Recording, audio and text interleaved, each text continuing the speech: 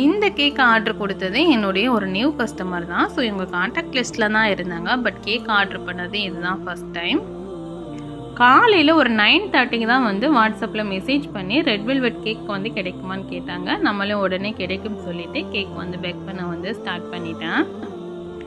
Cake bake ஆகி நல்லா ஆறுனதுக்கு அப்புறமா 3 லேயராக வந்து கட் பண்ணி வச்சுட்டேன். ஸோ அதுக்கு முன்னாடியே வந்து க்ரீம் சீஸ்லாம் வந்து ரெடி பண்ணி வச்சுருந்தேன்.